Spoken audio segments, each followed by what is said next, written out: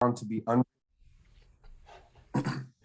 unrealistic and transcendental. And in religious studies conversations that I get into, where they're trying to reject phenomenology as crypto-theological and stuff like this. Anyway, it's a different circle of folks that I'm in conversation with. They keep using transcendental as synonymous with transcendent, right? And so what I understand Kant to be saying is that transcendental names the conditions of the possibility for specific experiences, meaning that whatever is transcendental, like transcendental apperception or whatever, that is an fundamentally immanent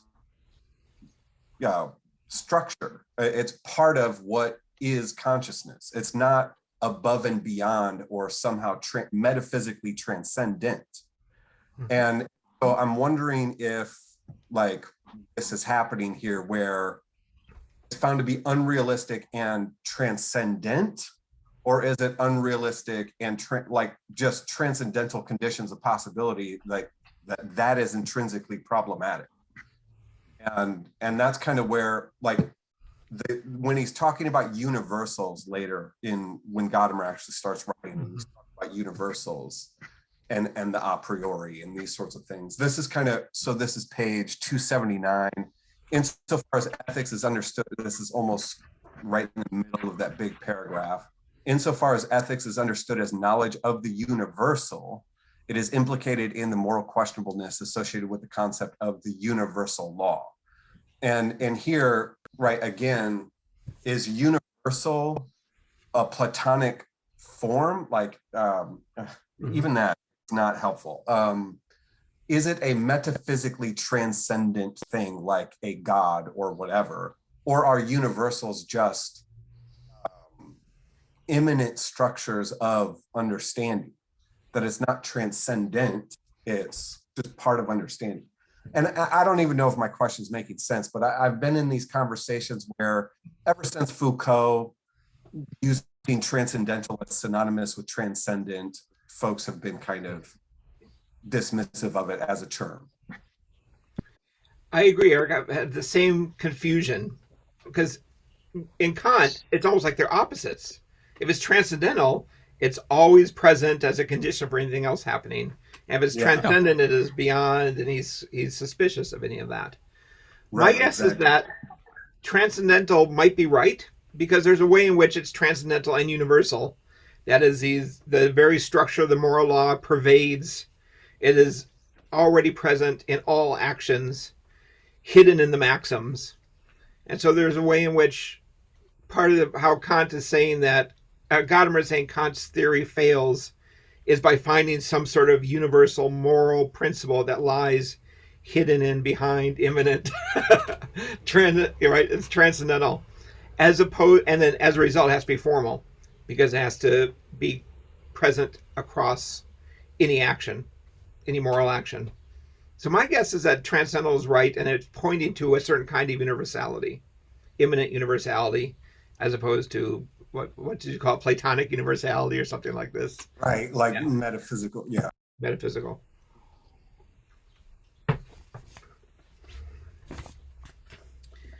That paragraph on 279 is certainly a good place to start if there aren't other things that people are just itching to get on the table. Well,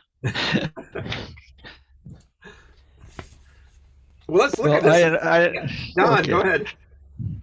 I don't want to derail that. That's good. I admit that to me, the place where Gadamer, let Gadamer be Gadamer, the place where Gadamer suddenly just steps out is at the end of the essay. And I do hope we leave plenty of time to talk about that, because there he suddenly says a lot of things that are just outside the kind of narrower perspective frame of what he's been talking about, and just opens the subject in an extraordinary way, to my mind.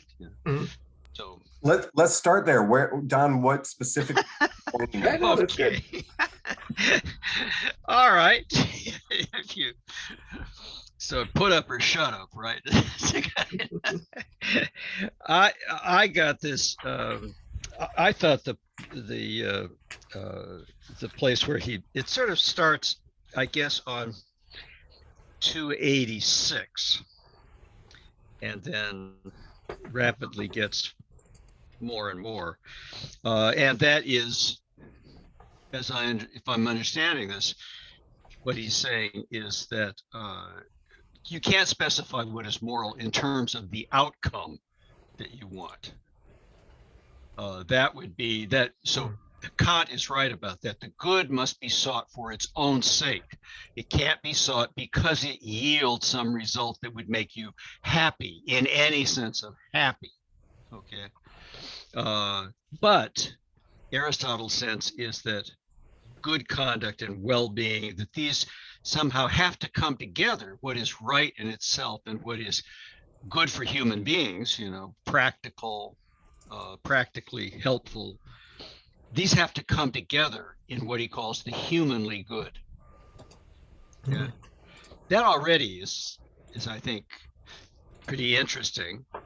But then it goes on to say, this means, it says on 286, our actions are situated within the polis, and our choice of what is to be done spreads out into the whole of our external social being. And this sudden gloss on what is, Aristotle says that at the beginning of the Ethics, but what does it mean? In what sense is ethics integrated with the polis? And that's when he starts to wrestle with it. I think that's the way he wrestles with it is really interesting to me. I don't want to go on and on and on. I don't want to turn this into a lecture, but I really liked it. I don't know if anybody else was struck by this. Yeah, I was, Don. I actually think the two passages that we pointed to connect to each other. That's what I actually see the through line between the two passages, because at the earlier one that you pointed to on page 279, what I noted is somewhat contrary to what Palmer says in the introduction. Gadamer doesn't want to discard Kant. He wants to improve him with Aristotle. He says he wants both, right? He says neither Aristotle nor Kant can do justice to the possibility of philosophical ethics per se, but both can do so for their parts of it. So each can contribute something. So he's not discarding. And so then at the end, the passage or the pages that you're referencing, which I agree, it just sort of really just gets better and better and better, starting with that at the bottom of page 286 when I read that, I'll talk about that later, but anyway, what he says again in his very last paragraph, it's this theme of both. And the way he brings them together is, he says in the very last part, seems to me the only kind that is adequate to the unconditionality of the moral. And, the unconditional, that's a Kantian concept. And I think what he does over the course of the article is to repurpose that idea, right? Which is to use exactly what you were saying, mores and customs and practices and the polis, the laws of the polis and stuff that human beings choose, right? Develop, right? And so that the unconditional becomes something that human beings constitute, is the word, compose is the word he uses, right? We compose our own essence. It's not something a priori, something that we determine as the conditions through it with pure reason, but something that in our deliberative processes, it's something that you earn. And so when I heard that word used in that way, the unconditionality of the moral, the example that occurred to me was the phrase "never again," right? Because that's unconditional, right? But it's unconditional in the sense of a promise. So when the president of Ukraine, I'm forgetting his name now, Zelensky. Right, visited Germany, he said, "You guys are going back on your promise. You said never again," right? So it's something that has to be, it's a promise that has to be kept. It's an unconditionality that has to be earned, right? So I think my sense is that Gadamer is trying to repurpose Kantian unconditionality in this Aristotelian way. Mm-hmm. Where was the first quote, John? I'm looking for it. You said it was on 279. One where he says, Yeah. I'm looking. It's the very last. Oh, I see sentence it down there near the bottom. Right. It says the paragraph that starts, there are, I believe, only two ways.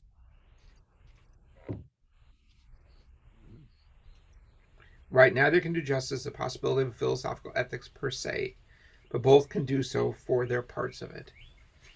And the Aristotelian part is the ways in which we are constituted in a polis, in a community, and conditioned by the values of the community.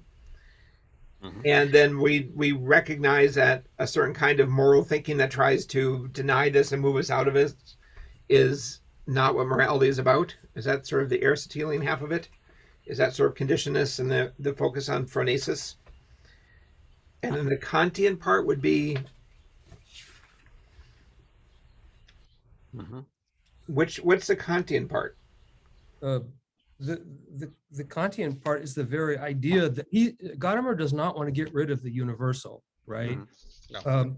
But what he rejects is he has this whole sort of list of things that he rejects, the sort of neo-Kantian ideas of like a self-enclosed system, a table of values, superhuman self-transcendence, sublime unconditionality, a knowing in general. These are all the things that he sort of wants to set aside, but then he sort of, as I say, repurposes them and makes them hermeneutic, right? He makes them Aristotelian by sort of they're accreted, right, through our decisions and actions in the way that, you know, an Aristotelian ethics is circular. Okay. I'm looking at page 286, where he says, I'm trying to sort of nail down the Kantian contribution. And he says, Kant is certainly right. Do you see that paragraph? It's a second full paragraph on the page. To view the ideal of happiness as an ideal more of imagination than of reason. Mm-hmm. So Kant's criticism of Aristotle's account of eudaimonia is it doesn't get at the full moral question of how we ought to live. It simply describes what flourishing is like for human beings without asking us whether, in fact, we should. It doesn't get to the real moral question. And here it says that, so the idea of happiness is more of imagination than reason. It's more of a projection, a picture of what we're given, perhaps, in our society or in a culture, rather than something that is universal, metaphysically grounded. And to that extent, it is completely right to say that no determinate content can be specified for the determination of our will that would be universally binding and capable of being defended as a moral law by our reason. So I think that's saying that, so no particular set of virtues, no determinate content. You have to be courageous, just, temperate. These things can be specified in a way that would be universally binding. Am I reading this right so far? So he wants to accept something of Kant's criticism of Aristotle there. Well, he keeps going, but John, you've got your hand up. Go ahead, John.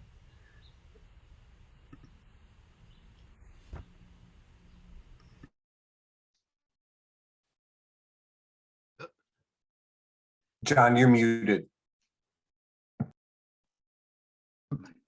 Ted, thank you. Ted George talks about it in his book, and he refers to Dennis Schmidt's discussion of this.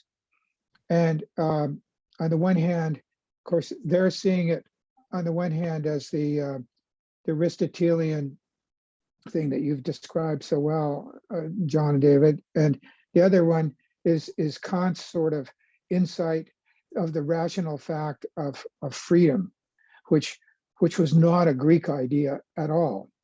And in a way, that's the kind of the breakthrough, I think, that's important for Gadamer, as we'll recall that.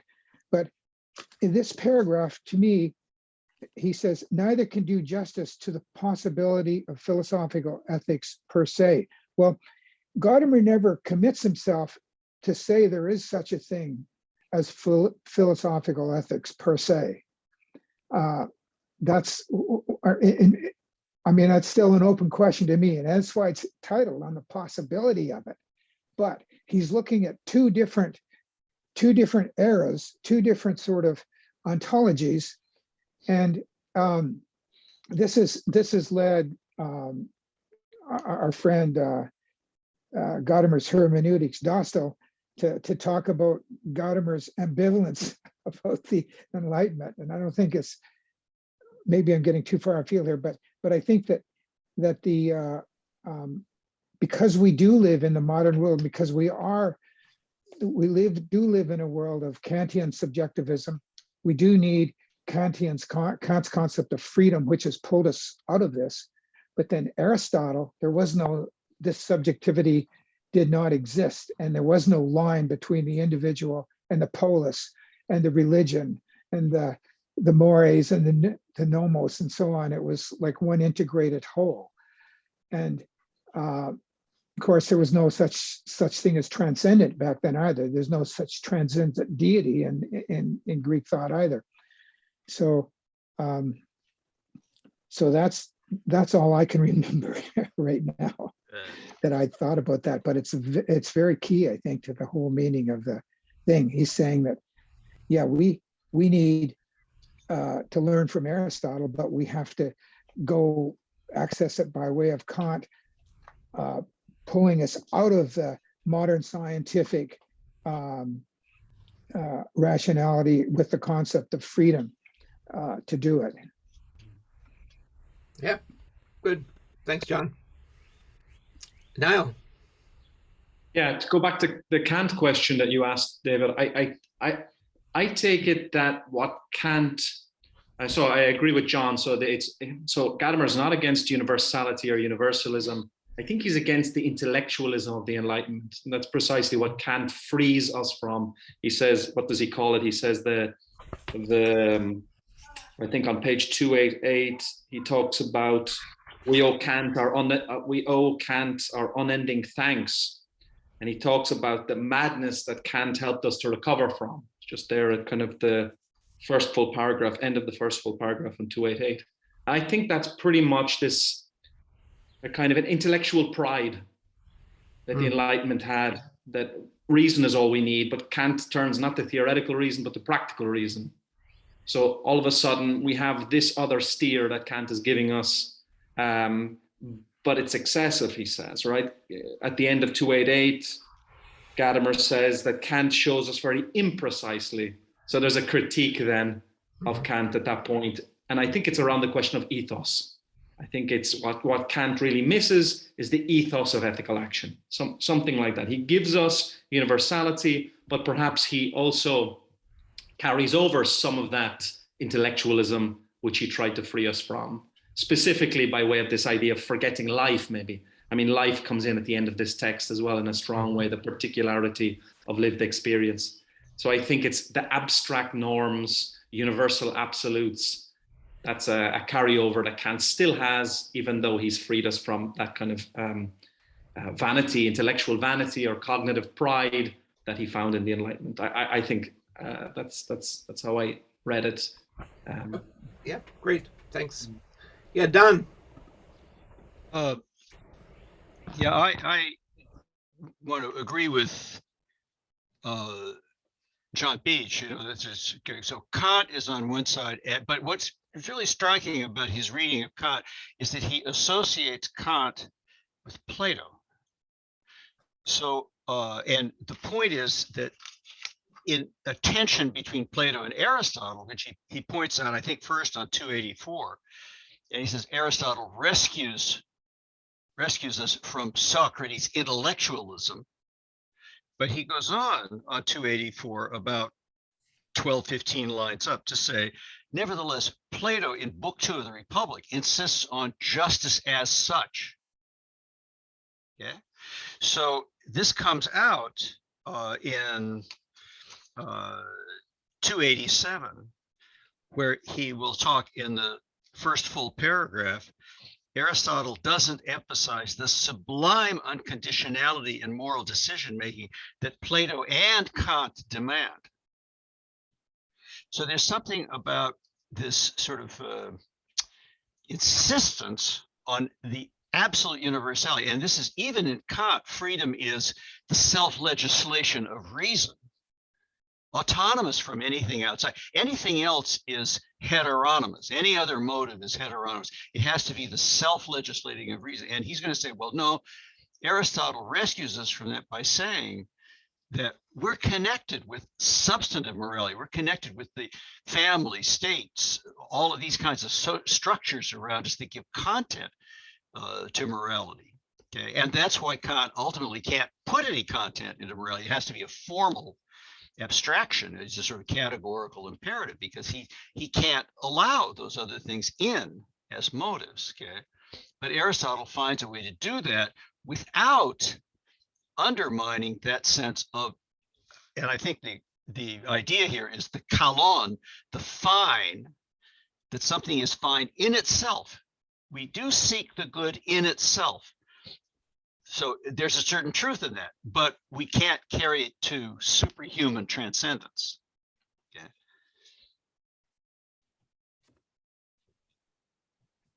Okay. No, that's great.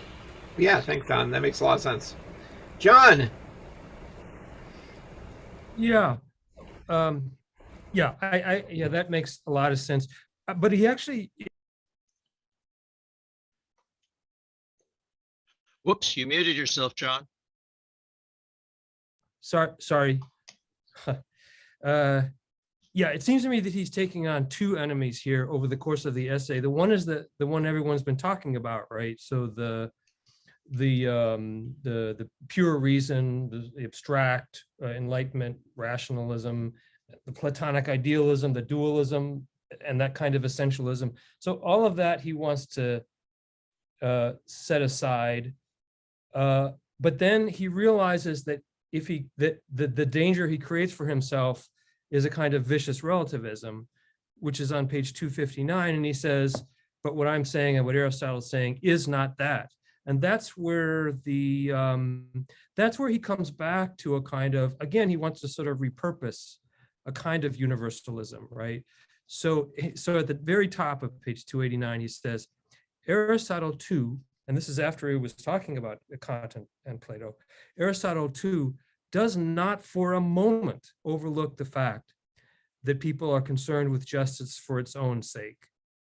And so the unconditionality of a genuine moral decision, right? So in that very Gadamerian way, he's going to cause us to ask, well, how can you have both? How can you have both?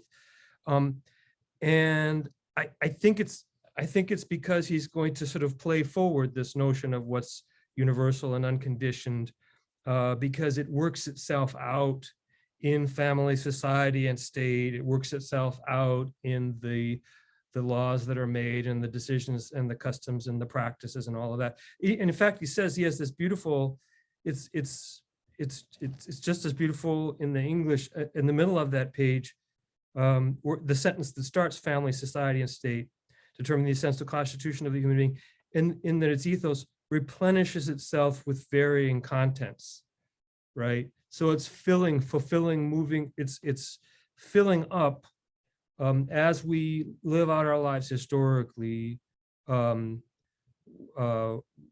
what we then hold to be unconditional. Yeah, great. Thanks, John. William?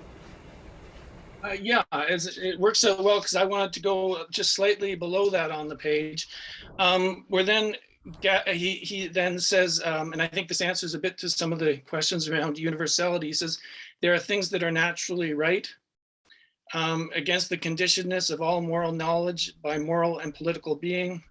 Aristotle counterbalances the conviction he shares with Plato that the system of being is powerful enough to set limits up to all human confusion, which sounds like a fairly strong, I mean, it's some kind of a corrective against the distortions that we might find in human society, I would think, in the polis. Yeah, that's, I mean, that, you know, my main concern about the turn to Aristotle is the kind of conservatism that comes with it, right? The kind of the acceptance of the social values as having the final word. And so I'm sort of hopeful that there's the Kantian attempt to sort of say, but we need to check this. And so that line, there are things that are naturally right, worried me more than comforted me. And I think I cut and pasted this. I wanted to share this with you. This is from an interview with Gadamer. Much later in 1995, I'll put it in the chat. And it's a thing that, is it going to work? Nope. Hang on a second. Let's see if I can get this to do what I need to do here. I always have to read it to you. No one wants that. Huh. I can't cut and paste it into the chat. Why not? I don't know. All right. Well, why can't I do this? This makes perfect sense. Okay, let's see if I can talk among yourselves for a minute. Maybe it's too big. Maybe it's too big. Oh, is there a limit on how much can go in the chat? Okay. Maybe. Well, here's the quote. Could you attach it? Could you attach it as a file? I can. I'll put it in a Word document and attach it right now. This will take even longer, but just a second. Share the screen, David, maybe. Oh, yeah. I can share the screen. Gadamer. So here, let's do this. Let me make it larger. Let's go up to something like that. I think you can read it there. And I will screen share right here. Okay, so here's the quote. It's from Radical Philosophy. It's from 1995 when he's asked about, can everyone see this? He's asked about what he thinks about feminism. And Marcuse says this was the most philosophically challenging phenomenon. Do you share? He said, no. I think it's an extremely difficult problem for organizational social life. Everyone who is at all just and honest agreed there are not equal opportunities for women in professional life. But I don't see how we can organize the childhood of coming generations in an adequate way if we give women equal career opportunities. This is a problem of the highest importance, and every day we can see in the newspapers how the educational role of mothers and fathers is breaking down as the family is more and more dissolved by the Industrial Revolution, etc. He compares Eastern, and women's movement is one aspect of that. And then in the end, he says, equal professional opportunities have very hard consequences. They cannot change nature. And so when I read that line about, yes, but there are things that are naturally right, and I was immediately thought of, and there's also that quote about women have a natural role to be staying at home and raising children. And look what the feminist movement has done for society by suggesting that women should have the same professional opportunities as men. So this is my concern. This is sort of the conservatism I worry about. I'm going to stop sharing this now. Okay, there we go. William, your hand is still up. Is that... But you are muted. Right. That's a really good quote you brought up there and a really good point. I was just wondering, though, if what he means by system of being, because he's referring to Aristotle and Plato here, he's thinking even some kind of cosmology or whatever it is, like, could that not be used to undercut conservatism as well, potentially? I don't, just wanted to bring that out there. Yeah, thanks. Don? Sorry, William, could you elaborate what you mean? How could that undercut conservatism too? Well, if there's just a sense of getting in touch with the whole, the relational experience of the whole, and coming back to oneself, maybe there's a sense that undercuts social distortions. Like Gadamer often draws upon the idea of an orderliness running through reality, and then he kind of distances his views from it too. But there's some places where it's almost a sense of it coming back to oneself that I've seen, and I was thinking maybe there's a sense that encourages one to be more authentic or something like that, so that one, thinks what's really good, rather than say what's out there as we're told what's good, that kind of thing. Yeah, I guess I can see that. Don, did you want to get in? Well, yeah, I mean, I think that's part of what made it interesting for me at the end, that he does not want to have a kind of rigidly Kantian or Platonic transcendence. But on the other hand, he doesn't want to say that it's just all up for grabs. So on 289, he says, we have to, this determinacy is more than dependence on the changing conditions of social and historical life. That is, the usual objection is, well, but the social and historical life, those values are just contingent. They just happen to be those of your, and they change over time. Okay. And therefore you can't rely on them for moral foundations, for moral certainty. But he says, no, not quite. Yes, everybody is connected to their own time and world, but that doesn't justify moral skepticism. It doesn't justify political power in the form of technical manipulation of opinions. It doesn't justify that. Okay. And of course, no one knows. And the thing that he then provides for is change. Yes, our ethos is substantive in relation to our time and thought, but it changes over time. And that doesn't show that it's just random or caprice or mere arbitrariness, even though, as he says here, it took me a minute to get this or something, but even though elderly people complain that this is the end of moral life. Moral decay is all around us. They're always railing against it, but that's not true because ethos replenishes itself. Okay? So he wants to allow for change. He doesn't want to say these are fixed. He's not being highly conservative about it, but he is saying that it's not just caprice. It's not just arbitrary. You can't just do anything. Being has some capacity to resist. It has some capacity to say, well, that doesn't work, even though we have no idea what the consequences are going to be of the changes that we are making in society. We can't foresee those. We don't know whether they're going to work out or not. Okay. Yeah, thanks, Don. Henry? I agree with Don, and I want to provide some textual support. So I think I was also very worried when I read that line that David was suggesting there are things that are naturally right, and I followed the footnote, and it actually points to truth and method. On the part where he talks about the hermeneutic relevance of Aristotle, and that part he talks about how he understood Aristotle's position on the natural law. And one of the key points in that passage in Truth and Method is that, and let me find it. So on my version is at the bottom of page 316, and he says that for Aristotle, this changeability is wholly compatible with the fact that it is natural law. The sense of this assertion seems to me to be following: some laws are certain a matter of mere agreement, but there are also things that do not admit of regulation by mere human convention because of the nature of things constantly assert itself. It is quite legitimate to call such things natural laws. So the natural here is not merely like how nature feels as human, right? Part of it also comes from convention. So this is quite peculiar way to understand natural laws. This is how he sees it in Aristotle. So I agree that the phrase in the essay we are reading is quite worrying. But if we look back to Truth and Method, it's not quite as conservative. It's not quite as conservative as it first appeared, I guess. Yeah, I followed that footnote too, and it talks exactly what he said, that natural law could change over time too. Maybe not as much as conventional laws change, but still that does have a history, right? Because that's part of your point. Yeah. Yeah. Exactly. Yeah, John. This is a good conversation topic. The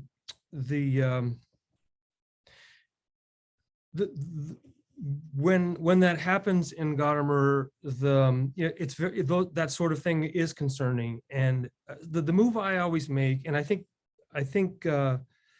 Henry is right, that there are these resources within the theory itself, within Truth and Method, that can help. And this notion of interruption, right, which is so central to his theory of hermeneutics, right? I think that's actually a feminist concept, actually, that he doesn't recognize to be a feminist concept, because the interruption of our expectations, our normal conventional presuppositions is really is the engine of hermeneutic understanding, right? The correction, the blow from without, the thing that stops you in your tracks and throws you back, right? Is how he understands hermeneutics. Now, he tends to want to resolve it too quickly to find the harmony or whatever it is. But the theory itself, to me anyway, provides a way to. It's really a kind of a criticism, right? It's a way for understanding to correct its assumptions and presuppositions, and to me, that's quite radical. Yeah, good. Thanks. Niall. Yeah, I wanted to say, I think the other, what we could call it maybe a bulwark against some sort of conservatism, is this very idea of questionableness, I think. That the hermeneutic approach is that any ethical position taking would have to build in questionableness into its very procedure. And I would just see that comment that you shared with us, that he made, as it's probably just something akin to the kind of blindness of his own facticity in some way, right? Something like that. And if he had been consistent with his own questionableness, which he seems to be academically, theoretically advocating, then he would also have to put into question those very claims. I think that maybe protects him a little bit. One of the things I wanted to ask everybody was the relationship between questionableness and conditionedness. He seems that they're almost synonymous in this, as I read it, questionableness and conditionedness. But then the last line of this text is the unconditionality of the moral. And I was kind of wondering how people understand the unconditionality of the moral. What does it mean? He seems to be advocating conditionedness, questionableness throughout, and then finishes on that very strong claim. I was a little bit confused by it, as I was also confused by the system of being is powerful enough. Is the system of being powerful enough analogous to the unconditionality of the moral in some way? I was slightly confused as to what he might mean by that.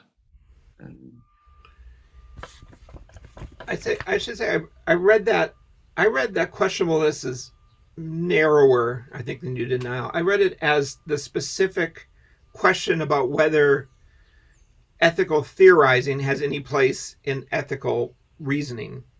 So philosophical ethics is not only aware of its own questionableness, that maybe doing abstract reasoning, doing abstract ethical thinking doesn't belong to it or may not fit, but takes that very questionableness as one of its essential contents, realizes that actually tells us something about the nature of moral thinking, that universal moral principles are not the direction to go. Taking that information seriously then takes our conditionedness seriously and realizes that all of our moral thinking arises out of family, society, state, our historical context. And that is, in the end, what is unconditional, what is inescapable, something like that. But that's reading it more narrowly than you are, and with a different. Yeah. So our conditionedness is itself, I don't know, our situatedness is unconditional. That is the unconditional fact, like an fact of our existence of some sort. So yeah, something like that. But I don't know if that actually tracks the paragraph. William, do you want to get in here on this question? Yeah, that would be great, because I still want to go back to that system of being, because again, it's with respect to Plato and Aristotle. So we might, I don't suspect there's like some formal element to that, or some universal element to that. And how is Gadamer sort of seeing that? Because he's also wanting to point to a dynamic nature, like of it. I think, like there's not, like he says, not everything is possible, but then again, it's not arbitrariness and caprice above there. So it seems to be something like, to me, it goes back to the question of what's the nature of truth in Gadamer's thought, the connection between word and thing, because here we're dealing with societal values or words that might be distorted. And so what's the connection between word and thing that might bring them back into balance, but still give some creative fluidity, something like that. Good, but the emphasis there again is this doesn't mean anything goes. Just because. Yeah, exactly.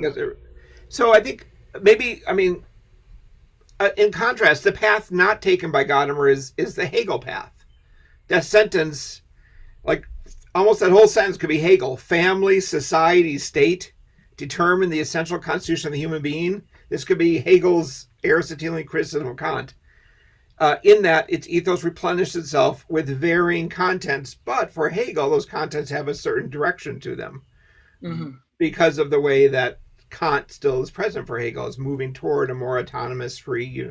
So Gadamer doesn't have that addition that suggests a trajectory of the way society is moving as it reproduces itself. But he wants to say, but that doesn't mean anything goes. Just because I don't have also that theory that things are moving toward a more autonomous, free, equal society doesn't mean just anything can happen, because there are still natural limits on the kinds of systems humans will be able to organize around. Is that it? The polis? There's only so many different kinds of polises that we can all function together in.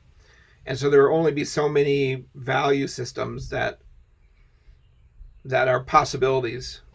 Is that the idea?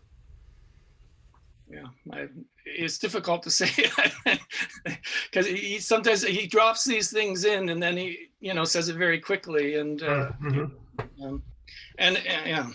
so yeah, Don. Yeah, I think that's good. I think there is something Hegelian in him, but he thinks Hegel and Aristotle are very close. The problem is that the trajectory in Hegel is toward absolute spirit. And that's not the trajectory that Gadamer wants to follow. The trajectory Gadamer wants to follow is toward the concealment and unconcealment of truth. And so a section that really astonished me, and I really puzzled over it, thought, what does this mean, is on 287 at the bottom, where he says, it is not just phronesis that is needed, we need hexis, a disposition, admittedly a particular disposition, a disposition to the truth. And I think that's actually meant in a Heideggerian sense. Human beings' special essence is to watch over the concealment, unconcealment of truth. And that means that even though, you can't put it as a correct proposition, it's not correct propositions, but it is a disposition to the concealment and unconcealment, to the revealing of truth. Okay. And that means that I think that's where the power of being comes in. I think it's the same kind of idea. Whether you can make sense of that and whether you buy the Heideggerian conception is a different question. But I think Gadamer is trying to follow it, and it means that you are loyal to the truth, not to what you just want. So if you think, for instance, that people should be equal, there should be equality in a society, that's because you think that's true, not just because you want it. Okay, and that disposition means that the philosopher does have a special place, because the philosopher's vocation is loyalty to truth, as he says at the end on 289. Yeah. And I can see how that relates to the quote earlier you pointed out about Aristotle. We're not just pursuing things arbitrarily for arbitrarily chosen purposes, but also for the fine, for the beautiful. Right? There is higher goals that we're pursuing these for, rather than just sort of in truth, beauty. Niall. Yeah, I wanted to follow up on that, because that's a really interesting passage, and I think the there is also a critique of what we do in some way, right? The academic enterprise as having uncoupled itself from life. Because he says as much in that, he said this, the philosophical practice of ethics too has a moral relevance, and that is not a hybrid academic claim divorced from life, but rather the necessary consequence of the fact that it is always situated within the circumstances that condition it. I think it's a very nice, it's almost like Hannah Arendt would talk about the professional deformation of philosophy in some way, right? Gadamer is seeing in some way with the Enlightenment, also with Kant, but not with Aristotle, that it has forgotten its ethos. It runs the risk of forgetting its ethos, I think, and its ethos is then that idea of adhering to truth. How can philosophy consistently adhere to truth and not forget itself in some sort of theoretical, systematic game of problem solving, I guess, something like that. Yeah. Yeah, great. Henry. Yeah, what Don said reminds me of Husserl's In a Crisis, right? Husserl in the Crisis talks about how we are situated in the in-world, but one of the striking points in the crisis is that Husserl never let go of the telos. So even though we are situated into the living world, there is always the telos that we are aiming towards, right? And it is the same case for Gadamer. And in this sense, I think the formalism of Kant is very useful for them.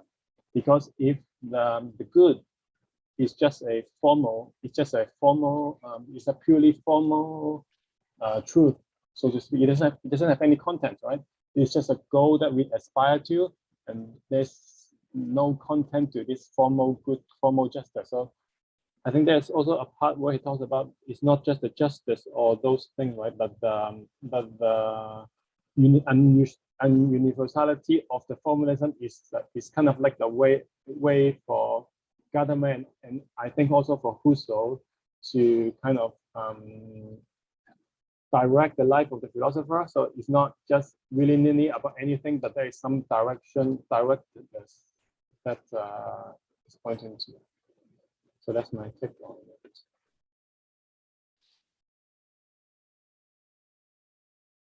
it. There we go. Okay, thanks, Henry.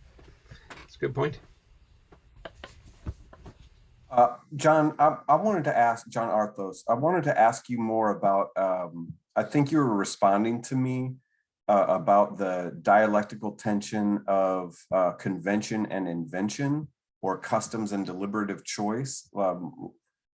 Is that rephrasing or correcting how I had put the dialectical circle of universal in particular? Actually, no, I was adding to what Niall was saying about conditionedness. So my reading of that is that it's an Aristotelian point, right? That custom is this accretion that I was talking about. It's not a fixed thing. It's something that can be undone. So that actually leads me to a question that I've always had, and if anyone has like some sources for me or some examples of this, in either Heidegger or Gadamer, because if we get to when Don raises this issue of withdrawal, I remember them saying, both of them saying, that sometimes somebody in the past can be right or be better, right? So the Greeks can have an idea that is superior to something that some zeitgeist has now, right? Are there more examples of that? How important is that for either of them, that that history is not progressive and linear in the way that Hegel, not linear, but progressive in the way that Hegel is describing. But there's a good deal of, I don't know if you want to call it, it's certainly not random, but it's not necessarily linear in that way. Are there good examples of that in their works where they talk about that?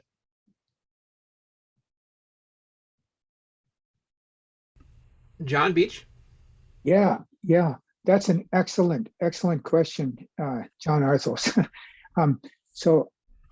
I think that is one of the weaknesses of Gadamerian scholarship today, is because we're not able to see that dimension in Gadamer's work, and from my point, That's what Gadamer means by application.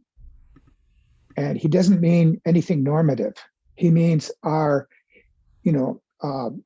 Weltkungeschichtbewusstsein, like he means being able to look at the matrix of the tradition, look at the changes, look at where we are now.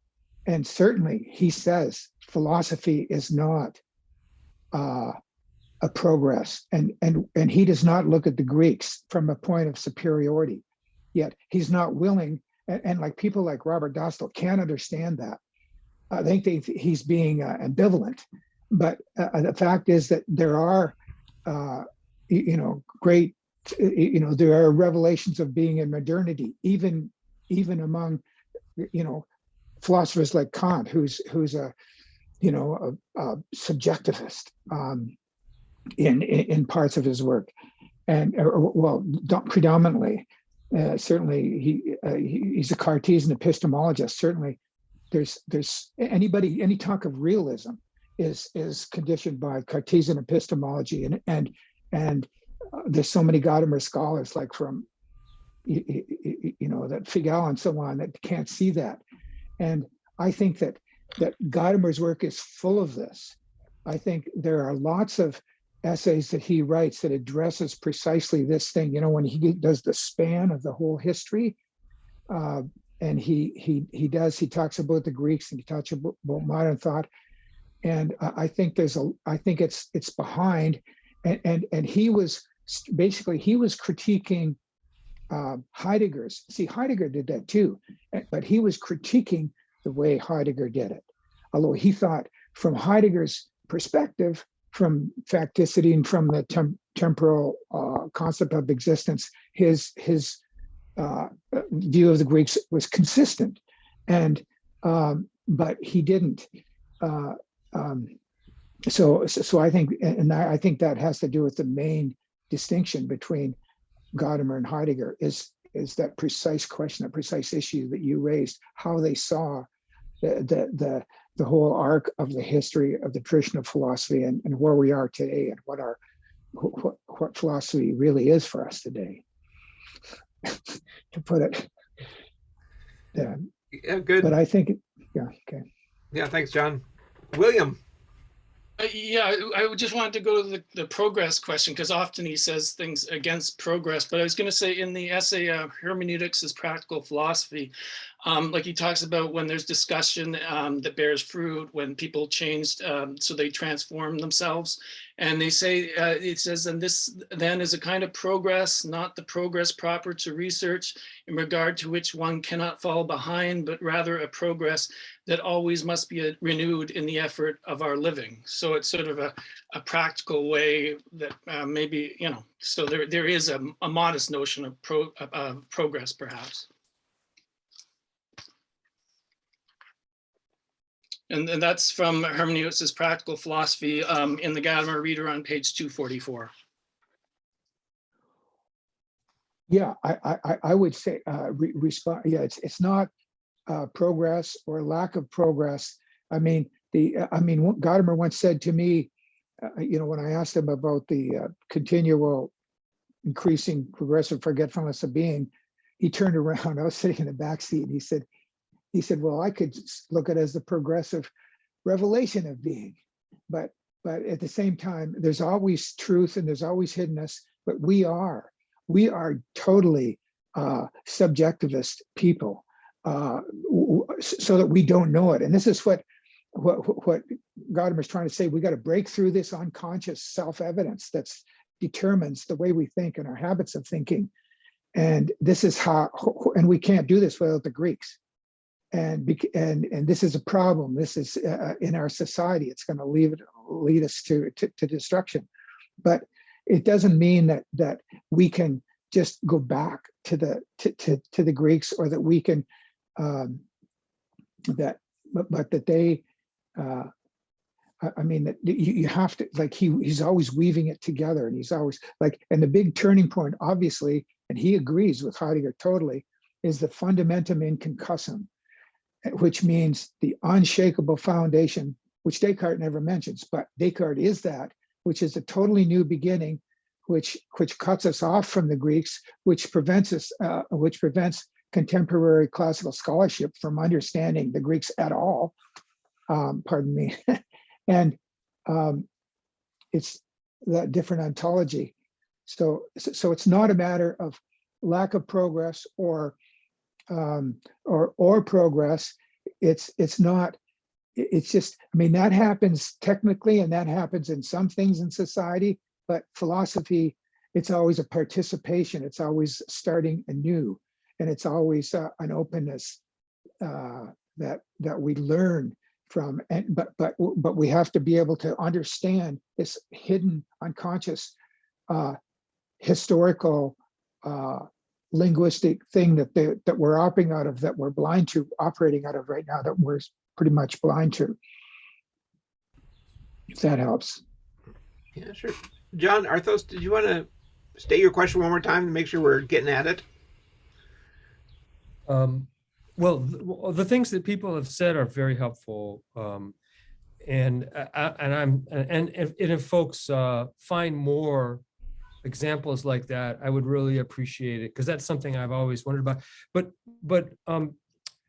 David, could I point to another place in the text that I'm still that I'm puzzling over? Sure, take us there. Yeah, it's on page 284 and 285. So he's the wonderful thing about this essay is that he's destabilizing all of these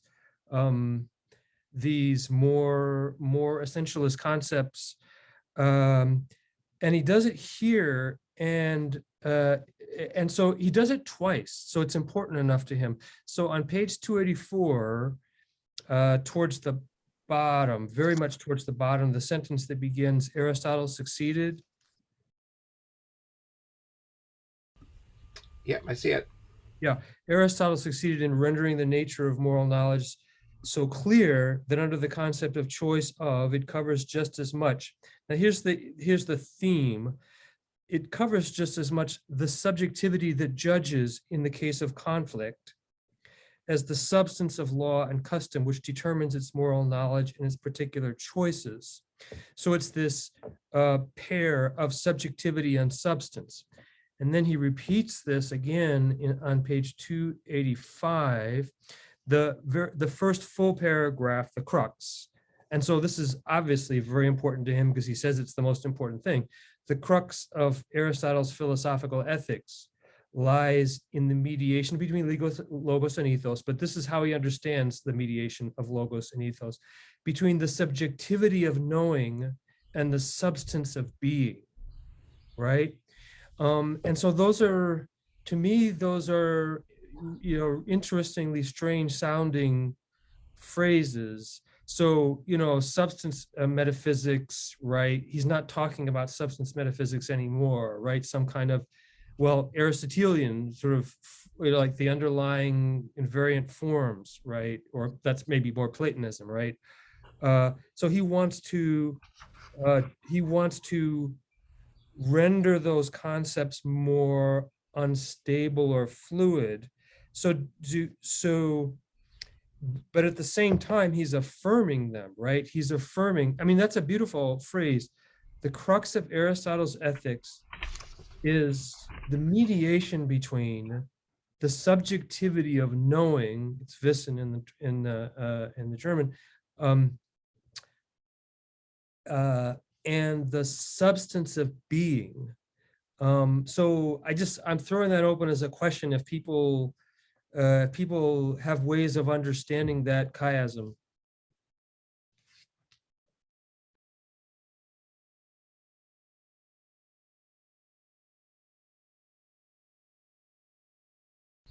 Don, was your comment in the chat on this topic, or is that something referred to? No, exactly on this topic. It seemed to me he was talking about the so-called practical syllogism, because the conclusion of a practical syllogism is not just a theoretical notion or a concept. The conclusion is action, but that action brings together a knowledge of the general principles of what is good, or a general sense of what is good, and the concrete situation. and says that in this concrete situation, the general notion of good requires that I do this, which I then do. Okay, I don't just know that I should do this; I actually do it. Okay, and I think that that's what he's talking about. Okay, Cynthia. Yeah, just to address what John was saying, I take the substance of being to kind of be like a Hegelian moment, where he's talking about substance in a more Hegelian sense. You know, that we are, as we mentioned before, you know, we're constituted by, or we're shaped by customs, you know, family, society, etc., and that's what he's talking about. Because I think about that quote that's, you know, we're always more being than knowing, and so we can't, you know, sort of theorize and make transparent all of that aspect of how we're shaped in a culture, society, etc.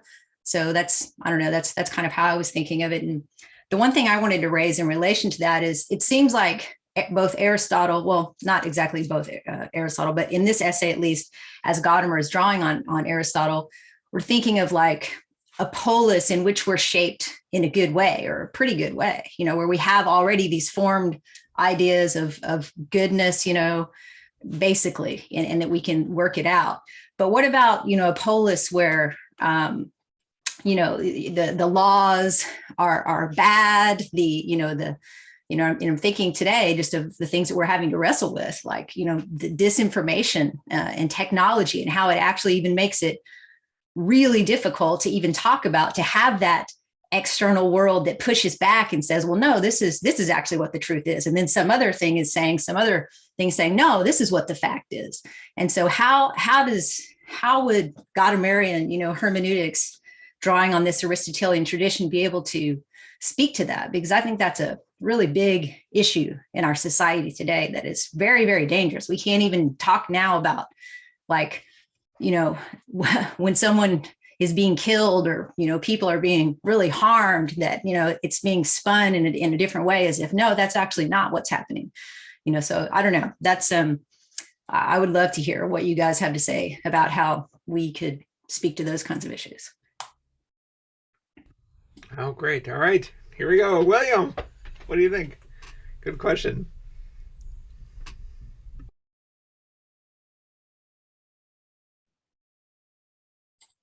You're muted, William.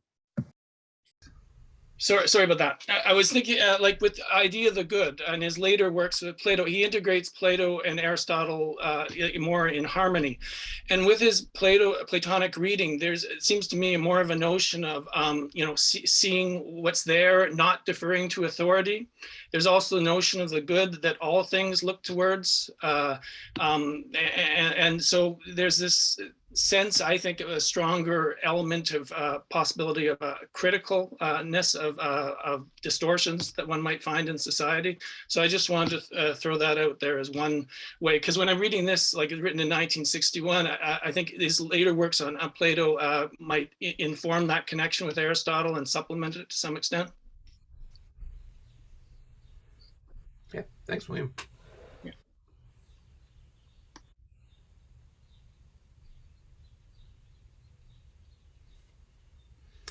John Beach, I think you're muted. Just briefly, there's it's what is and what we are. What we are is the ethos, and then being able to speak rightly about what is the logos part. I think that's the mediation of that. But I like to quickly respond to John Arthos and say that the texts are everywhere and nowhere, but you must read closely everything that Gadamer writes about Plato and Aristotle. I'm sorry, I can't give you an exact thing here, but I can give you in Heraclitus' studies, he says it totally blocks us from the Greeks, modern science. That's why we can't read them. It's in about the third page, but there's a lot of this. But I'm going to say that Gadamer tells us that his work, like there's two things in his work, and it's like the two foci in an ellipse, and they're equal. There's hermeneutics and there's the Greeks. And we can't understand, we're all trying to understand hermeneutics without understanding what he says about the Greeks. Can't be done. And because we're reading the Greeks as they're subjectivists like we are, like what is self-evident to us. And that's why we're not seeing why Gadamer constantly goes back to the Greeks, and we're not quite, I don't know, we're not quite sort of like grasping it. That's all I can say, is that it's the core, it's the heart of Gadamer. I don't know if that makes sense, but I read every passage in the light of he's fighting the imminence of modern subjectivism, just as Heidegger is, and it's through the Greeks that we can do it. You got to read the Greek text too. You got to read Plato and Aristotle too, and read how he interprets them to get it. That's my very radical judgment on Gadamerian scholarship. So there you go. That's my answer. Okay, thanks, John. Okay. Yeah, Don. I think that Cynthia raises a really good question, and I think it's one that we unfortunately. Oh no! Did I wait? I'm sorry, Don. Wait, I think I accidentally muted you. That's okay. I'm moving around. There we go. I'm sorry. No problem. No, I think that Cynthia raises a very good question, and it's one that's very real in our moment. Okay, but I think I don't want to ask him to answer everything every time he speaks. Okay, and in this particular case, I think this comes out on 281 when he says Kant's approach has another moral meaning, and that is that it applies very well in extreme cases. When you're faced with an extreme case, you have to really ask yourself what is really right here, and you have to stick to it no matter what, because that's the whole force of an extreme case. It forces you to ask deeply and seriously what is right. Okay. On the next page, on 282 at the bottom, he says, but right now I'm going to get a kind of testing of moral laws which does not belong to extreme cases, but belongs to the regular case of following a moral custom. Okay, so he's really, I don't think here he is particularly considering, I don't want to predict what he would say. I don't know all of his essays. Maybe somewhere he does address this. I don't know what he would say about a really extreme moral situation. Okay, but it's not really quite what he's trying to get at here. And I agree with you that unfortunately, I would like some guidance, because that is a situation we face. Yeah. Thank you, Don. I appreciate that. Yeah. Cynthia, I agree with you that I hear Hegel in this, just because there's phrases like the substance is subject. And I can see how it connects to what Don says about the syllogism, where the substance of moral thinking is sort of the background, the ethos that we then are trying to make ours in this moment as we put into specific action. And that's where the logos and the ethos come together as we make things intelligible. But I don't, and we both know that the way Gadamer scholars usually go in this is they appeal to what he says about the thou and about dialogue, and try to just build in from there as much as they can. I wish he would have said more, and I feel like he could have said more when he focused on the ways because it's clear from Gadamer that all of our shared understandings of the world are sort of collaborative interpretations that we're all taking part of together at the same time. So it seems like you could start there and get some idea of responsibility for this collaboration that we're involved in, a certain kind of equality that's built in just that very idea of what it means to be functioning in the world, is to be collaborating in a shared interpretive understanding of our environment. But again, I feel like I'm reconstructing rather than quoting. It's not like there's this great chapter in Truth where he goes into all of this. It's like, no, I'm sort of trying to find something and then spelling out the way in which, as Gadamer scholars, we have to do the work he didn't actually do himself.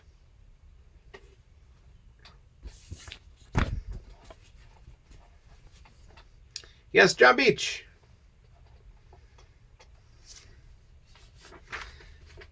John Beach, you're muted.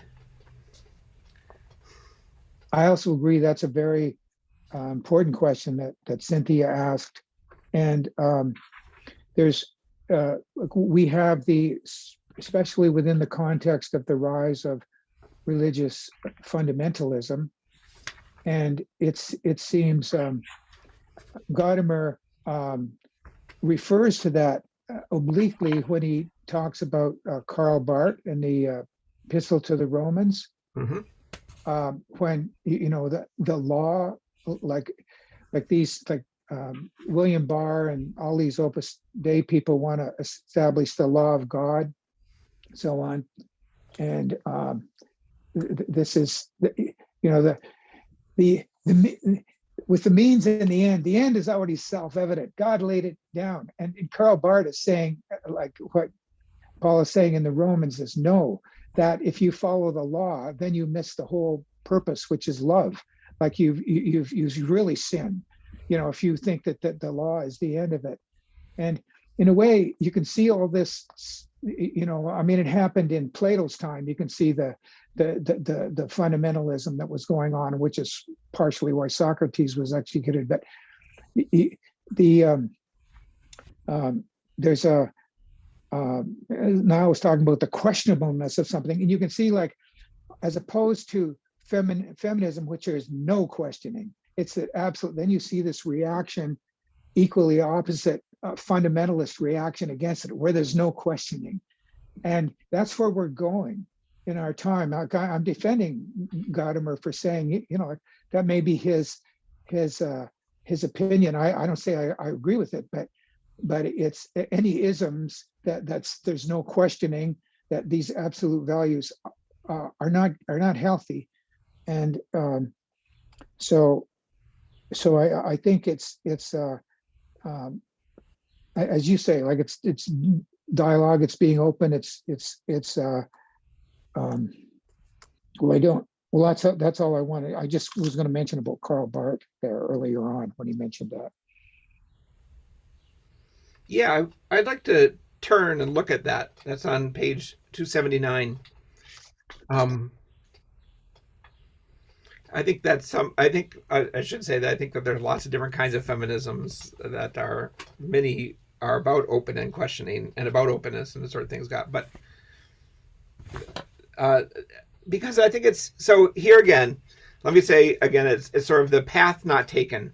At the beginning, I had in mind an article by Alistair McIntyre, and this is from the 70s, called Does Moral Theory Rest on a Mistake? And it's an Aristotelian kind of argument that abstract moral reasoning does not actually help us. A kind of theory, it's the same thing Gadamer said at the beginning, it's sort of scientific theory, moral reasoning, does not actually help us become more moral in our decision making. Right. And so because he wants to focus on virtues, and maybe there isn't more to say in any situation than simply be just, be caring, be honest, right? Appeal to various virtues. And so I thought, okay, well, this is Gadamer making this kind of argument 25 years earlier. But no, for him, the tension is almost a Levinasian sort of tension. The idea that in the presence of the other, all theory sort of gets put aside, and we need to respond to this other that's in front of us. I looked a little bit about Griesbach. I don't know if anyone's looked him up, but there isn't a lot out there. But it's often connected to Levinas with the idea of this demand of this other person who's exterior to you as opposed to your interior thinking about what to do. And then here you are in a situation, you need to respond. And there's this gap between all your thinking about ethics and now what you must do right here now. And then I defer to others who know Barth better than I do. But it's interesting that Kierkegaard gets invoked here as the one who shows us the limits of neo-Kantian idealism. So what do you think about that as the setup? That's the way the problem is set up. It's not set up in Aristotelian setup. Here's the problem with philosophical ethics. There he is. He's brought the book. He says it right on the first page, too. I know. Oh, yeah, it's in the introduction. There's two versions, right? Isn't there two editions? Any changes between the two?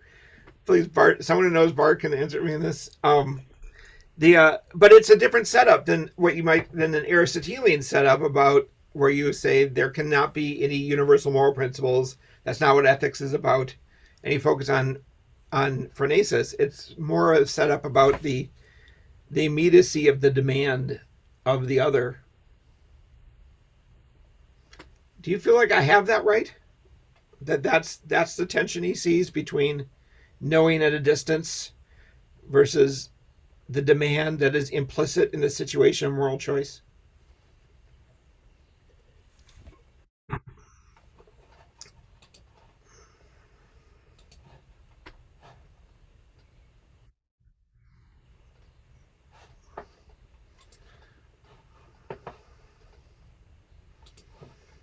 Okay, I'll take that as something like a yes.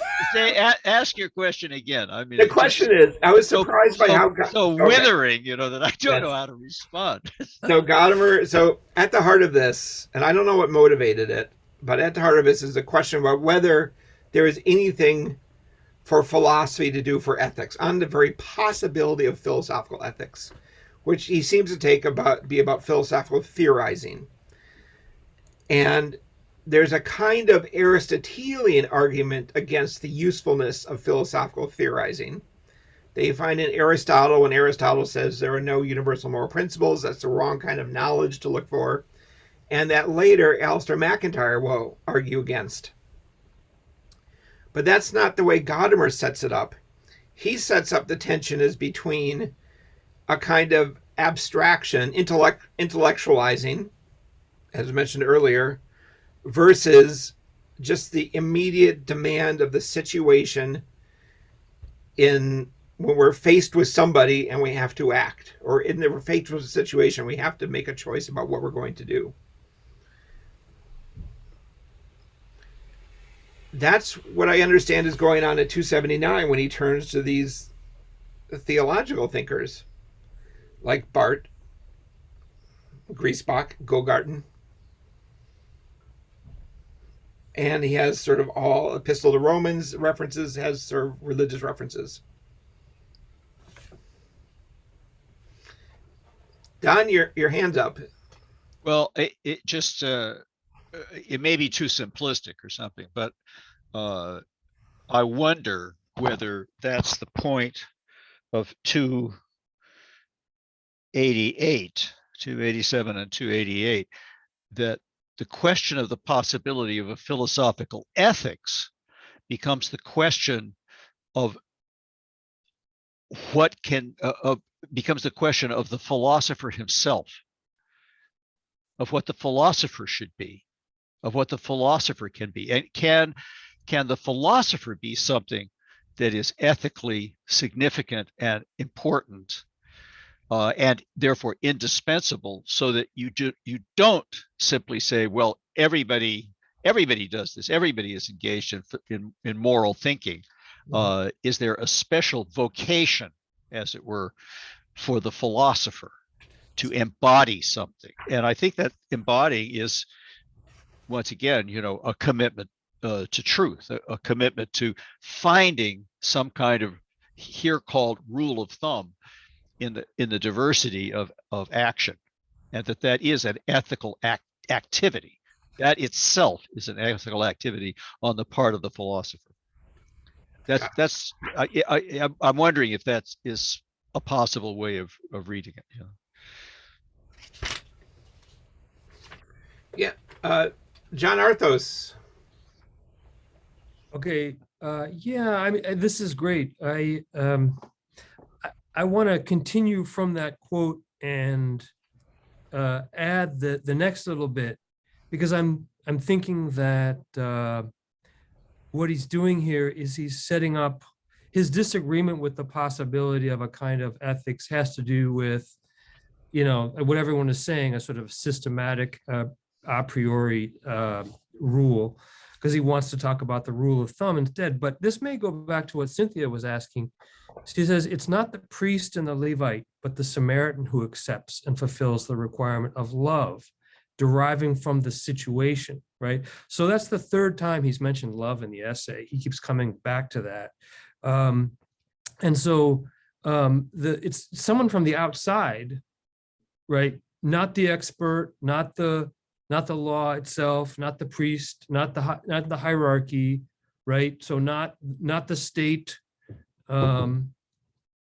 that knows what's right, but the person who comes from a place of love and who can see that the situation requires something else, that can see what the rest of us can't see, someone from the outside. So I'm wondering if sort of this is something that the situation creates for us, that we don't see from the position of law or custom. Right. Yeah. And that doing our philosophizing is not going to help us getting closer to responding the way the Samaritan responds. Yeah.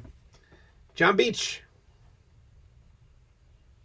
Yeah, and just to add to on to what everybody said, I think if we remind ourselves one thing that Aristotle insists on is this idea of hexis, which is, a person, the individual, wanting to be good, wanting to do right. And this is, of course, before the elevation of the concept of love and so on. But it's a something that is and this can go beyond the philosopher, of course. This can be every person, but having the disposition, wanting to be, having that real sort of orientation towards doing the right thing no matter what. Like it's inside, it's the person itself that's involved in the moral act that Aristotle talks about. Hexis is habit. It's part of your character. Right. Yeah, it's a striving. I would add at that. The Greek, you could even translate it as from the Greek as a striving. Yeah, good. Maybe it's part of this. I think it's part of this conversation. We haven't talked about Shaler and Hartman at all. Maybe because they don't really play a role at the end. They're sort of foils that show up as a failure, and they don't get revived at the end the way Kant does. But at the bottom of 283, he does seem to like about Hartman that moral philosophy has a meiutic function, that doing moral philosophy actually helps shape your character and make you a better person, which would be some of the criticisms of abstract moral theorizing. Right? Just thinking about moral theory in this sort of way doesn't actually make you moral, doesn't change or shape your character or develop habits in you. But this seems to be something he likes about Shaler and Hartman.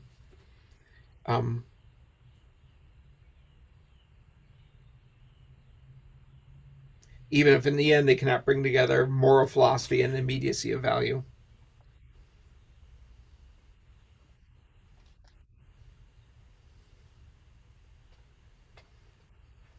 I want to respond to that in two things there.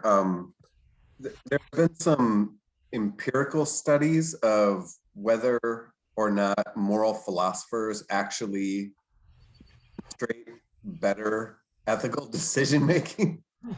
And I don't know if these studies are well done or not, but there's suggestion that just because somebody teaches ethics doesn't actually, we kind of pontificate that it makes them better people, but in practice, it doesn't show up. I can find those articles somewhere.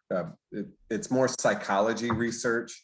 But then the other thing I wanted to highlight was that quotation that we were looking at earlier about the Levite and the Samaritan. This was new to me, but in reading this book, Short Stories by Jesus by Amy Jill Levine. She's a New Testament scholar, but she is personally Jewish.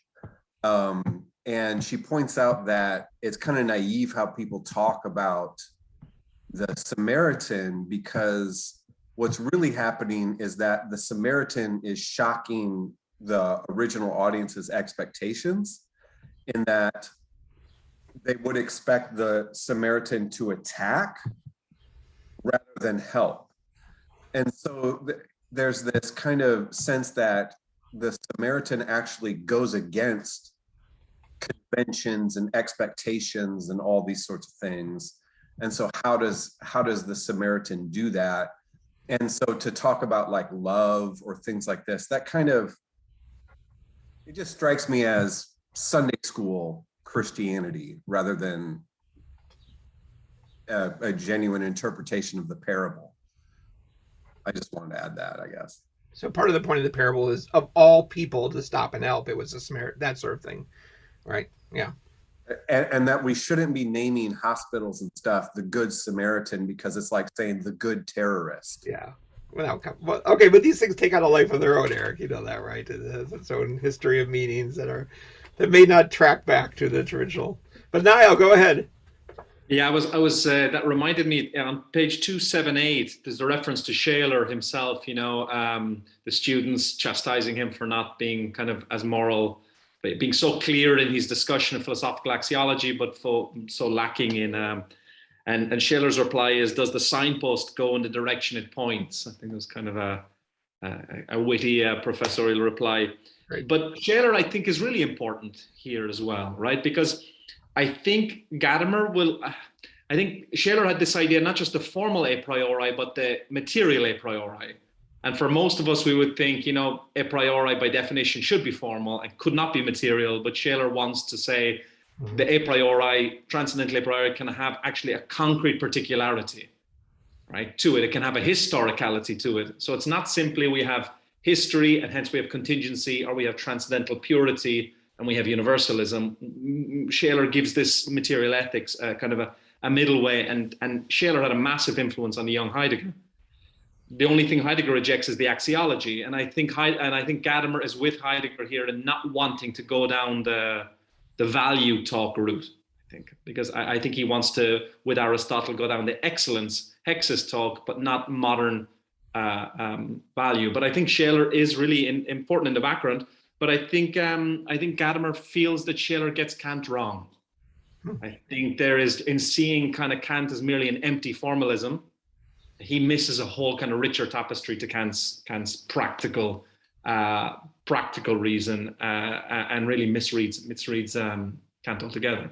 So I think there's a lot of that bubbling in the background, the neo-Kantianism and that distinctly Schalerian approach in the 1920s that he would have got at Marburg at the time. I think Shaler was at Marburg, or maybe he wasn't. I'm not so sure. Anyway, yeah, I think that's bubbling in the background here too. But I think that was a very nice, that reference to, well, do philosophers always have to be moral? Well, Heidegger is a very good example. That's jumping out for attention. On that study that Eric mentioned, I mentioned it to my chair who does moral theory, and he said that it's because people who are drawn to moral theory are the ones who are most confused about it. They're the ones who lay in bed wondering what's really right, and the rest of us just know, and so we don't need to get into all those debates because we're not so torn about it. So it makes sense that they also be less likely from the start to make good decisions, because that's why they're worried about it. I think that, Kant has a whole theory of virtue. Kant has much more than just this sort of thin formal theory that we're being presented here. I wonder the Shaler example that helps me the most is the idea of truthfulness as built into what it means to communicate. So there is a value to, it's almost like a Habermas claim. And we can phenomenologically recognize this value as being present in the act of communication. And this then becomes a material value, which we can use to guide our choices and our actions. But I see Gadamer making similar kinds of arguments, right, of material values that belong to openness, questioning, finding a question to which something is the answer. In that way, I see him doing something similar to what Shaler's doing. these are almost transcendental arguments on Gadamer's part. You think it's David, wrong now? Yeah. I would say, yeah, but Shaler is wedded to an Erlebnis model of the Gefühl of the value, right? So Right, I think Gadamer is going to want to see the Erfahren model. Yes, I mean, that's I think absolutely so that might be part of where he might get off that Shaler right. train, I think, about that question of how one experiences the value. And of course, all of Shaler's religious ideas and the order of love, and there's Yes, all sorts exactly. of things. Yeah, that not going to be forgotten about. Don. I really appreciate what Natalie is saying. I don't know Shaler at all. I've never read Shaler. But just to reinforce what he's saying, I did on one occasion meet Gadamer very late in his life in the 90s. Okay. And he was remarking at the time how much he was appreciating and reading and thinking about Shaler. And so there's just that. Maybe at some point he began to have an even higher opinion of Shaler, even though earlier he had criticized him and seen shortcomings, and he still no doubt saw them, but he began to see something in Shaler that was really important. What, I don't know. I think I've said this before, many of Gadamer's criticisms of Husserl come through Shaler. They're repeats of things that Shaler said about Husserl. So I think he saw that as a kind of trajectory of phenomenology. I think, David, as well, if I can, I mean, Heidegger, in 1928, Heidegger says he's the greatest philosopher of our time, of our generation. He says, not Husserl, it's Shaler. And he takes Heidegger's criticism of Husserl's concept of intentionality is lifted from Shaler. So it's the very, Dan Dahlstrom told me some story that he read somewhere that Heidegger, on the publication of Being and Time, he feared Shaler reading the anxiety analysis the most, because he thought Shaler would not have really been impressed by a kind of a thoroughly worked out theory of affects. And he really worried about Shaler reading it. So I think Shaler was seen as really the kind of genius of that generation. Very, very disorganized a little bit, but not very systematic, but really very powerful. So should we try to figure out where Gadamer thinks Shaler goes wrong? I mean, this is a part of the text that we haven't. I mean, part of it is we don't know.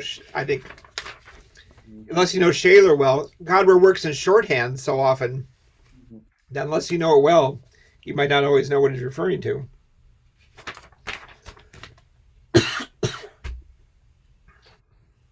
I don't think he says enough. This is a little bit of my frustration with because John was talking and Don at the very beginning about Gadamer coming into his own at the end of this essay, but he never ties up, and this is a frustration I have. He doesn't tie up loose ends. He drops things out there and he doesn't really explore them sufficiently to even see if he's wrong about Shaler. He doesn't say enough that a person who would know Shaler could say he's wrong.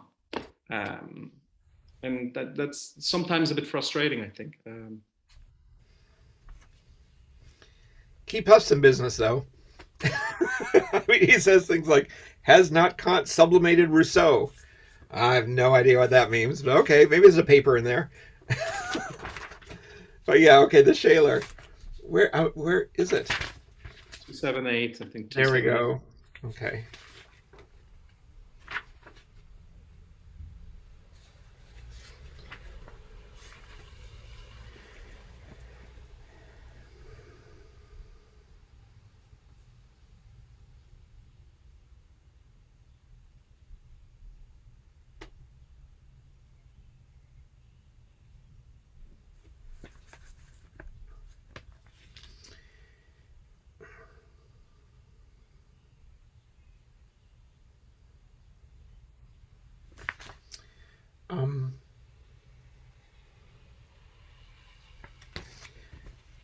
So how does this argument go? Is he taking on...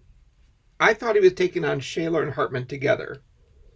And then the punchline's at the bottom of 283. But he gives Shaler credit for recognizing the objection. Such a theory founders on the necessity that every morality is a concrete ethical form. That's all there is to it. if it is made the guiding idea of an ethics of material value, the idea of an infinite refinement of value consciousness must quite unavoidably also imply and ground its own ethics, indeed one to which other ethical forms can be juxtaposed.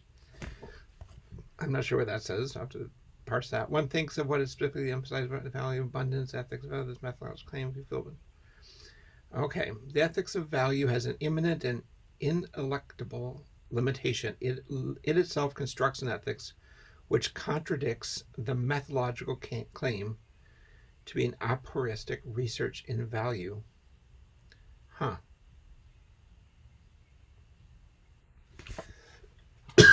So its methodology is contradictory to its ethical conclusions. Is that what we understand the same? John Beach, you want to help with this?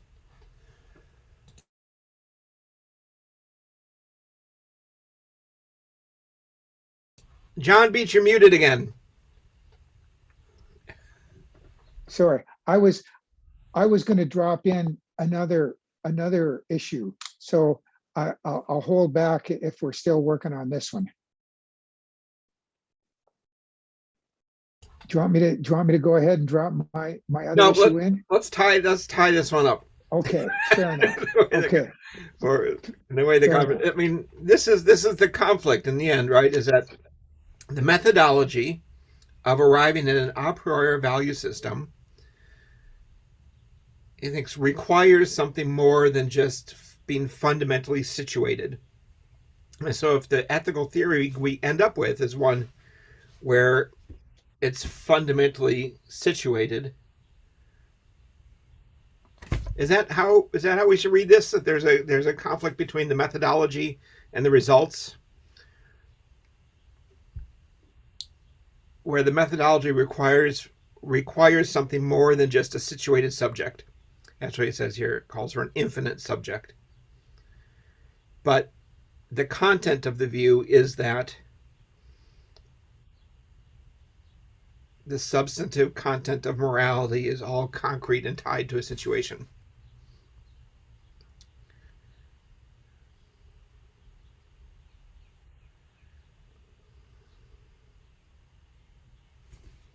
David, is he saying ultimately that and I don't know Scheller's work that well either, but is he saying that would ultimately just leave us in kind of a crass subjectivism, and that the reason that he sort of, going back to something that John Arthos said earlier, at least I thought this is what John said, and he can correct me if it's not, but that part of what Gadamer is repurposing from Kant's thought is more along the lines of a kind of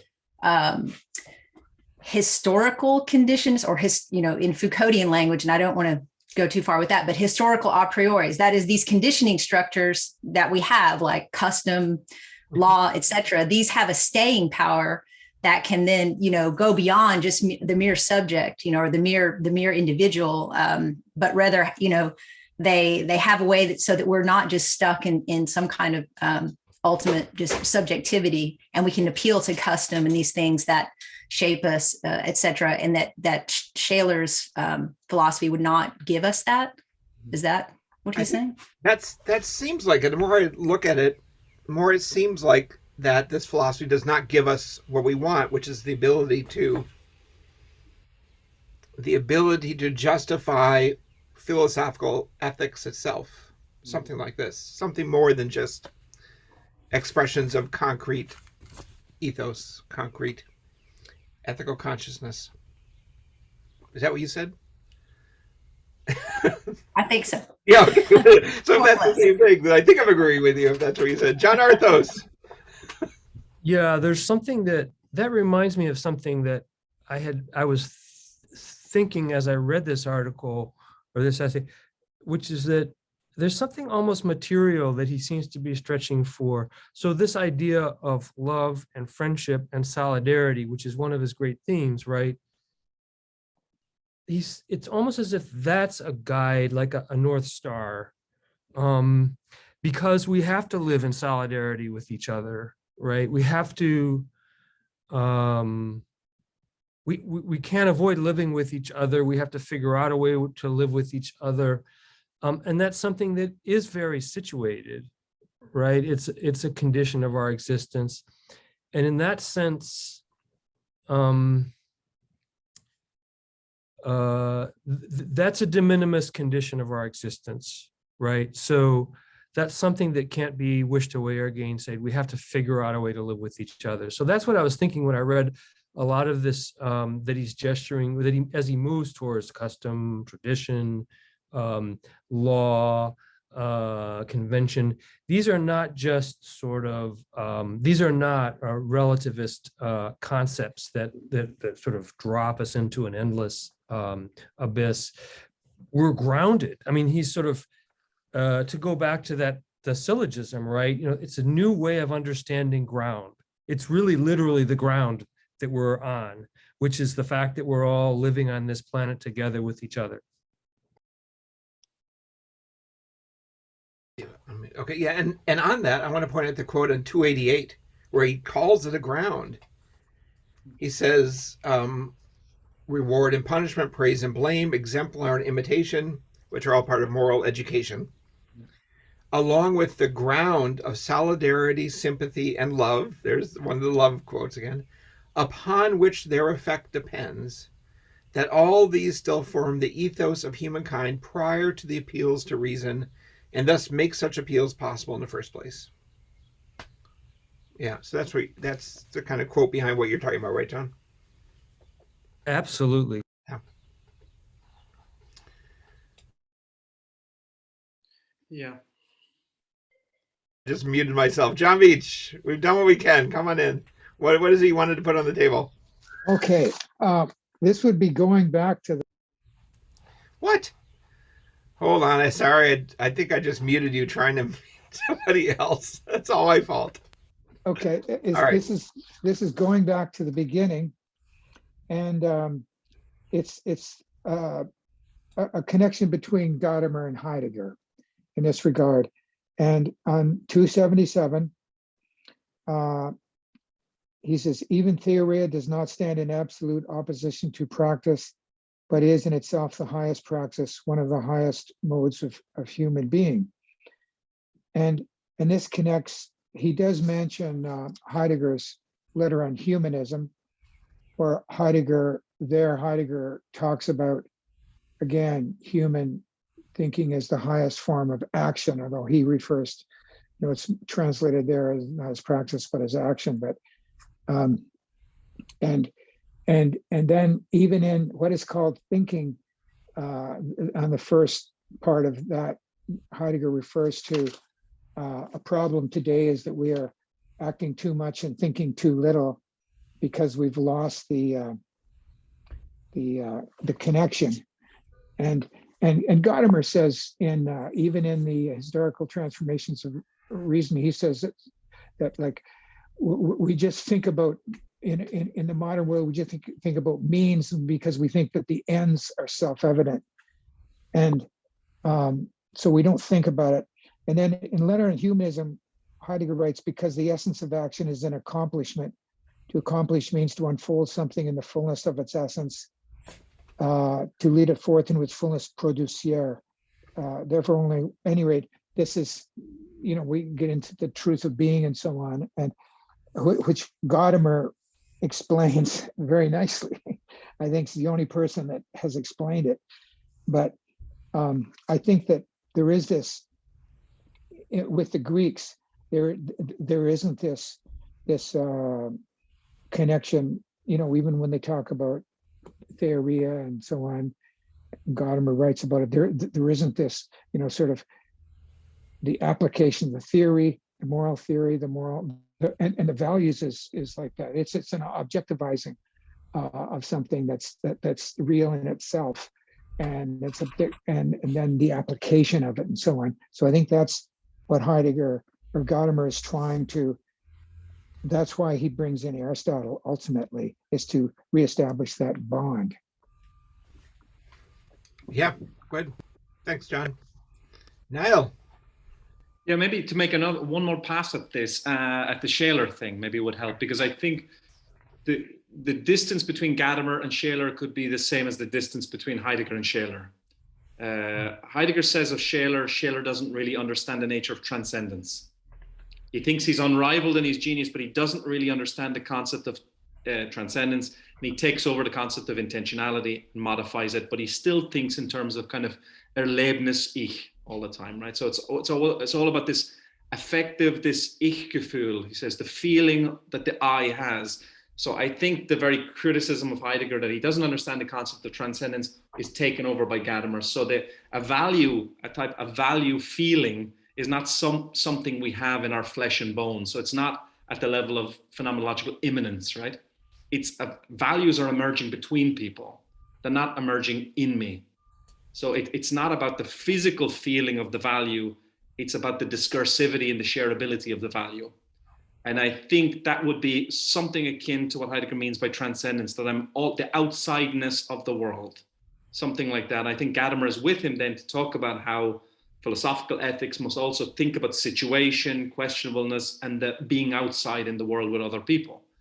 So I would see that's what's happening. I think between Gadamer and Shaler, he's following him up to a point, but on the issue of exactly the Erlebnis versus a type of transformative or transfigurative experience that we have with others. I think that's what he's pursuing, and not that kind of material a priori feeling of an unshakable value. And with that, the concept of the person. So that very late essay on subjectivity, intersubjectivity, sorry, John, subjectivity, intersubjectivity, Gadamer says, when we think about language, we're already beyond subject and object. So you can see that he wants to leave the concept of subjectivity behind. Shaler holds on to it, I would say. Yeah, great. Yeah, John Arthos.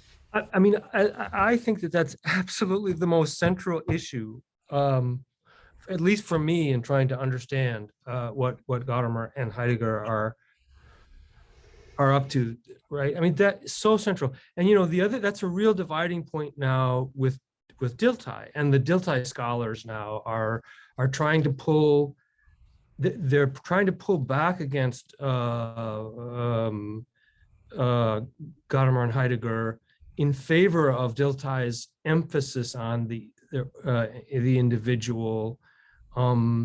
So I mean, I think it's so important to try to understand what Niall calls, or the Erfahrung model, as opposed to the Erlebnis model.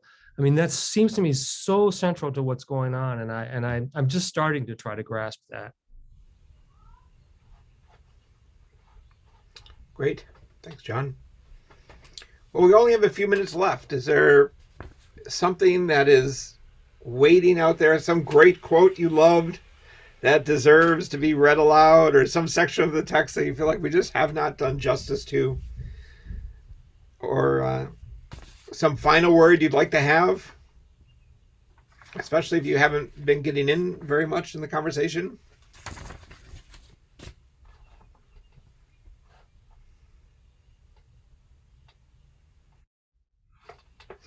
No.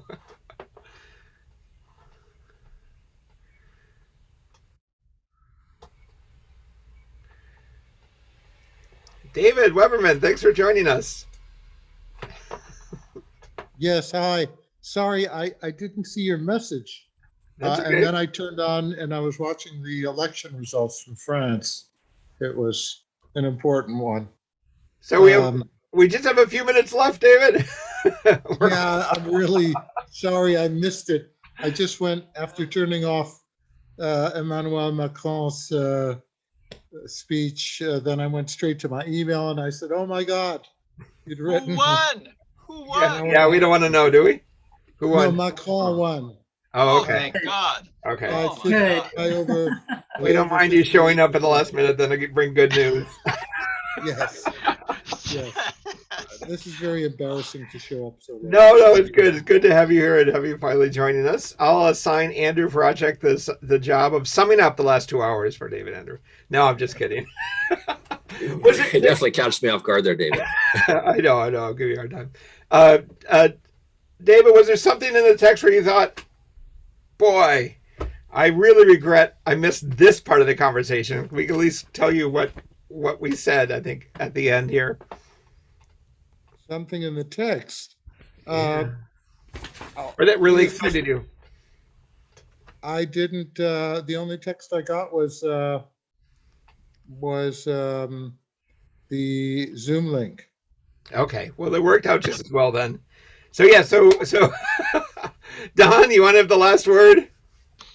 I hope it's not the last word. I said it, but just one thing that struck me, and this was sort of how I read it, but he speaks about Aristotle and says, once you understand the kind of political dimensions of the ethical, then you understand why Aristotle talks about friends and friendship.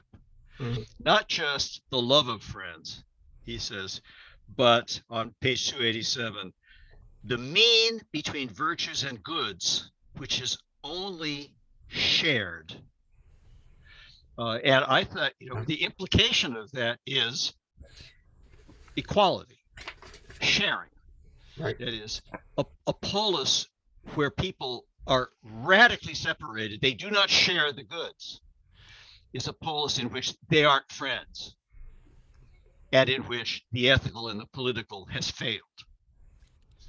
That's how I read it. Yeah. So I thought Thomas Piketty could have used this as an epigraph. And Aristotle has a line that friends share all things in common. Exactly. Right? And I think that's what he's referring to is the role of this community and the sharing within the community, sharing their values, Right. sharing And their it's a character. society where it's a question of I've got mine, Jack. Yeah. Is a bad society. There we go. Good. I like it. Yeah, so David, we were discussing the article, the essay on the possibility of a philosophical ethics. And we're going to pick a new one. So you get involved in the new one. We're going to meet again April, May, and mid-June. Right? Something I'll have to look on a calendar and figure it won't be on Father's Day. So it'll be mid-June. That's not a Father's Day. So either before or after, whatever that mid-June is when we'll meet again. There's a list that just keeps circulating, and every time we take one off the list, I try to add one to the list from about the same time period. So there's a variety. And in the next, say, 3 weeks, if you reply to me, I'll send an email out soon. Also, the whole thing is recorded, so you can go back and watch it over again for your own enjoyment. I know Lorenzo Simpson is looking forward to watching it. So say hi to Lorenzo. He couldn't make it. So I'll send out the link to this on YouTube, and then also some of the options for when we meet again in 2 weeks. And again, between now and 2 weeks, there is the Canadian Hermeneutic Institute, which I hope you all come for. It's virtual, and registration is still open for that. And then there will be keep an eye out for the call for papers for NASP in the fall in September 22nd, 24th, right, Cynthia? That's right. In Dallas. All right. Thanks, everybody. Thank you. Good to see you all See again. you next time. Yeah, thanks, David.